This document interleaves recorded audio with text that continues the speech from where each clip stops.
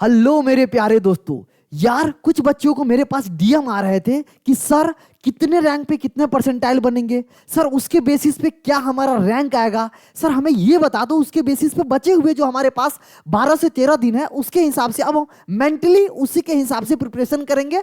कोई सब्जेक्ट छोड़ भी सकते हैं या नहीं, आप मार्क्स के अकॉर्डिंग मार्क बता दो, रैंक बता दो, हम आगे और बहुत अच्छी तरीका से पढ़ाई करेंगे। मैं आपको हार्डली 5 से 7 मिनट लेने वाला हूं, पूरे एक्यूरेट डाटा बेसिस पे बात करूंगा और आपको बता के जाऊंगा कि जेई 2025 के लिए कितने मार्क्स पे क्या परसेंटाइल बनेगा, उसके करस्पॉन्डिंग क्या रैंक होगा, कौन सी एनआईटी आपको मिल जाएगी जेई मेंस के मार्क्स के अकॉर्डिंग। बस आपसे रिक्वेस्ट है कि चैनल पे नए आए हैं तो सब्सक्राइब कर लेंगे, तो ऐसे अमेजिंग कंटेंट आपको रेगुलर बेसिस पे मिलते रहेगा। जो भी अपडेट आते हैं वो भी मिलते रहेंगे। स्टार्ट करते हैं। सबसे पहले सर जेई मेन का 2025 किस बेसिस पे आप बात कर रहे हो वो बता दो। मैं बोला एनालिसिस ऑफ लास्ट 3 ईयर का देखो मेरे से।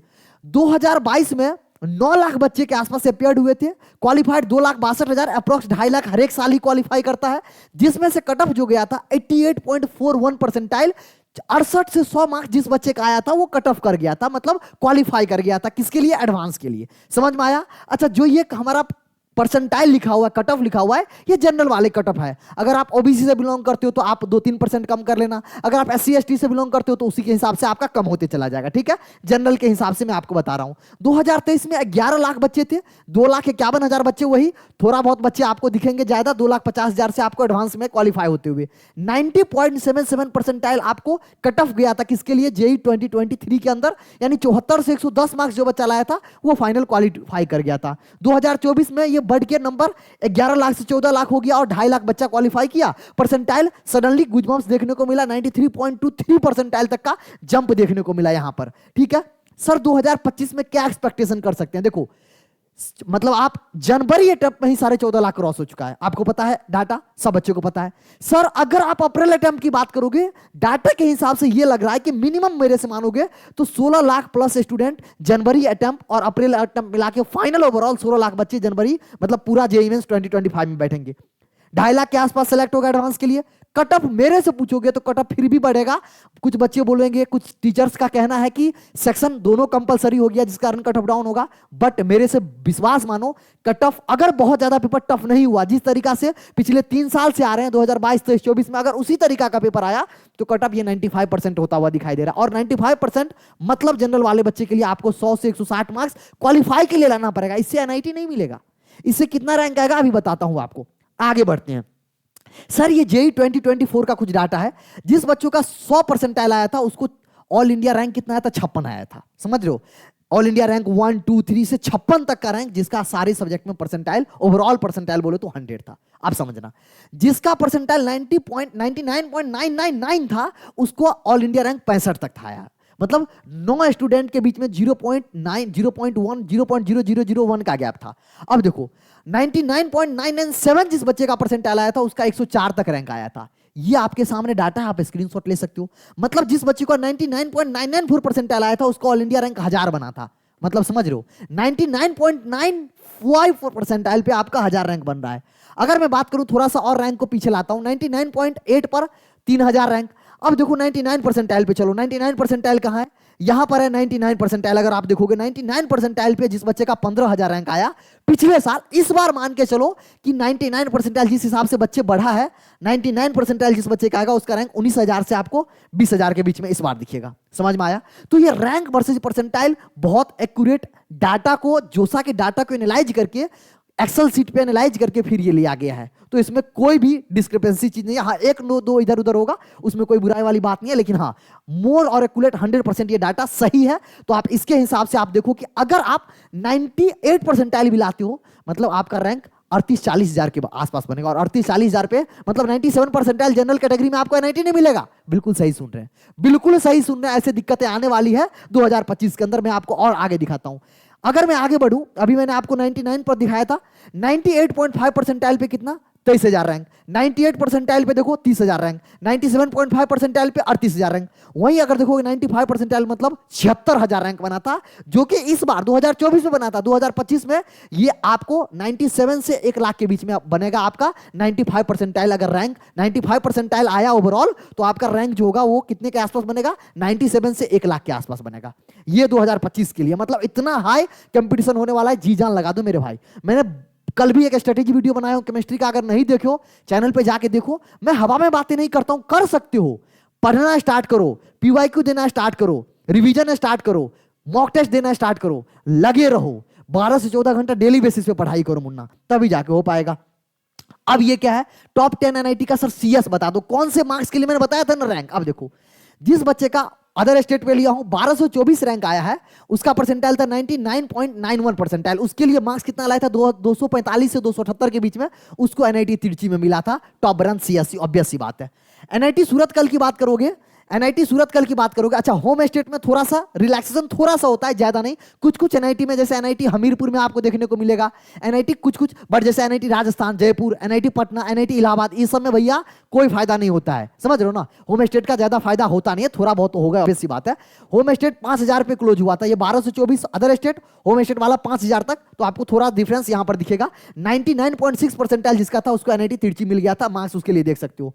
एनआईटी सूरत कल का आप देख सकते हो 1615 मार्क्स गया था होम स्टेट वाले बच्चे के लिए। 99.88 परसेंटाइल आया था, मार्क्स 240 से 275 लाना पड़ा था। वहीं अगर अदर स्टेट वाले बच्चों के लिए बात करोगे तो 99.79 परसेंटाइल आपको लाना पड़ा है। करस्पॉन्डिंग मार्क्स 2933 तक गया है होम स्टेट वाले बच्चों के लिए। अदर स्टेट, होम स्टेट मैंने पूरा data NIT Trichy, NIT Surat कल, NIT Warangal, NIT Rourkela, NIT Allahabad, इन सारे एनआईटी में से आप स्क्रीनशॉट ले सकते हो। आपको मार्क्स, उसके करस्पॉन्डिंग परसेंटाइल, उसके corresponding all India rank, home state या अदर स्टेट से आप बिलोंग करते हो, कहां पे आप जाना है, किस तरीका से आप जाओगे, आपको सब पता है। इस हिसाब से आप टारगेट कीजिए, आप मार्क्स अपना उसी हिसाब से दिमाग लगा के पढ़ाई कीजिए, तीनों सब्जेक्ट पे फोकस कीजिए।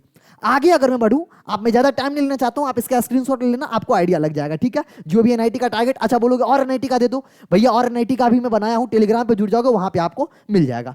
आगे अगर मैं बढ़ता हूं, आपको सर सेफ स्कोर बता दो, हमको तो सर एक सेफ स्कोर बता दो, हमको कोई भी एनआईटी में कोई ब्रांच मिल जाए। मैं बोला आओ इधर, मैं बोला हूं अगर एनआईटी में तुमको सीएससी चाहिए, वही टॉप एनआईटी में 220 से 240 मार्क्स स्कोर करना पड़ेगा। वहीं अगर मिडिल एनआईटी में तुमको सीएससी चाहिए तो 190 से 200 का मार्क्स, 200 के आसपास मार्क्स स्कोर करना पड़ेगा। वहीं अगर लोअर एनआईटी में आपको अगर सीएस चाहिए तो 160 से 190 के बीच में स्कोर करोगे। अगर क्लोजिंग ब्रांच चाहिए, पिछली बार जो क्लोज हुआ था, क्लोजिंग लास्ट ब्रांच मतलब किसी भी एनआईटी का सबसे लास्ट ब्रांच, जैसे मैं एनआईटी जमशेदपुर से पास आउट हूं, तो मेरे कॉलेज में प्रोडक्शन सबसे लास्ट ब्रांच था। किसी के यहाँ मेटलर्जी होता है, किसी के यहाँ इंडस्ट्रियल होता है, किसी के यहाँ फार्मास्यूटिकल इंजीनियरिंग होता है। तो जो भी हमारा लास्ट ब्रांच होता है किसी भी कॉलेज का, अगर टॉप एनआईटी में चाहिए तो 180 प्लस लाओगे, तभी आपको कोई भी क्लोजिंग ब्रांच मिल पाएगा किसी भी टॉप एनआईटी में। वहीं मिडिल एनआईटी में आपको कोई भी ब्रांच चाहिए, क्लोजिंग ब्रांच भी चाहिए, लास्ट का भी ब्रांच चाहिए तो 170 प्लस। वहीं अगर लोअर एनआईटी में 150 प्लस। ये सेफ स्कोर है, जेई 2024 के अकॉर्डिंग था। अब 2025 में भैया ये 240 से बढ़ के 260 हो गया। कंपटीशन के अकॉर्डिंग मैंने बताया, नंबर ऑफ बच्चे बढ़े हैं, मार्क्स स्कोर बढ़ेगा, सब चीज बढ़ेगा। ये 210 से 230 के बीच में होना चाहिए। लोअर एनआईटी में अगर सीएससी चाहिए 190 से 210 होना चाहिए। वहीं अगर क्लोजिंग ब्रांच चाहिए किसी भी एनआईटी 2025 के अंदर तो 200 प्लस आप टारगेट करो।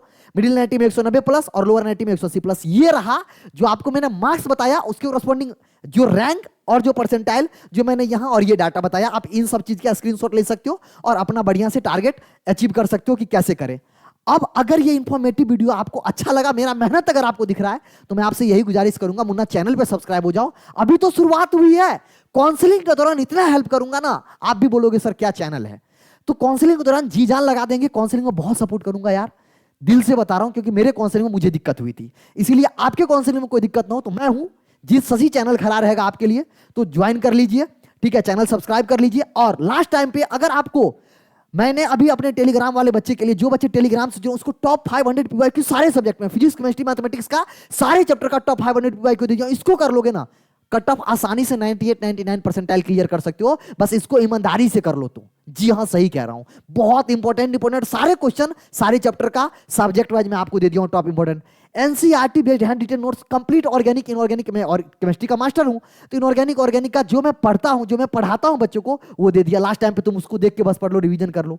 उसके अलावा केमिस्ट्री में सारे जितने रिएजेंट होते हैं, टेस्ट होते हैं, 5 मिनट केमिस्ट्री चला रहा हूं अपने चैनल पे, अगर प्ले लिस्ट में जाके देख लेना, 5 मिनट में आपको 4 मार्क्स कंफर्म कर दूंगा, तो उसको देख लो। उसका भी पीडीएफ मैं अपने टेलीग्राम पे डाल रहा हूं, सारे इंपॉर्टेंट टेस्ट, सारे नेम्ड रिएक्शन, सारे रिएजेंट एक जगह दे रहा हूं।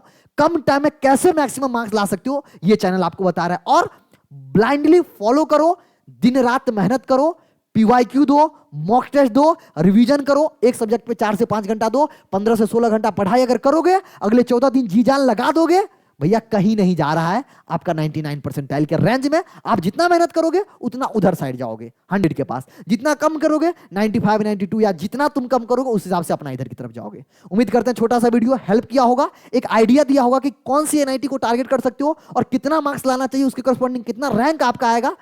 ये वीडियो आपको हेल्प किया होगा, तो वीडियो को जरूर से लाइक कीजिए, चैनल पे नए हैं तो सब्सक्राइब कीजिए। वीडियो अगर अच्छा लगा तो अपने दोस्तों के साथ कि तुम किस एनआईटी में जाना चाहते हो वो भी कमेंट सेक्शन में लिख के बताइएगा, उनके साथ शेयर भी कर दीजिएगा ताकि वो भी कमेंट सेक्शन में आके बता सके कि वो कौन सा एनआईटी टारगेट कर रहे हैं और आप कौन सी एनआईटी कितना परसेंटाइल टारगेट कर रहे हो, कमेंट में लिख के जाओ ताकि आपके अंदर कॉन्फिडेंस होना चाहिए कि हाँ सर मैं ये एनआईटी में फोड़ूंगा, इस एनआईटी को फोड़ूंगा। समझ रहे हो? Thank you for watching, love you मेरे दोस्त, पढ़ते रहिए, सेहत का ख्याल रखिए, सर्दी का मौसम है, जबरदस्त तरीका से मेहनत करते हैं। Thank you, bye bye.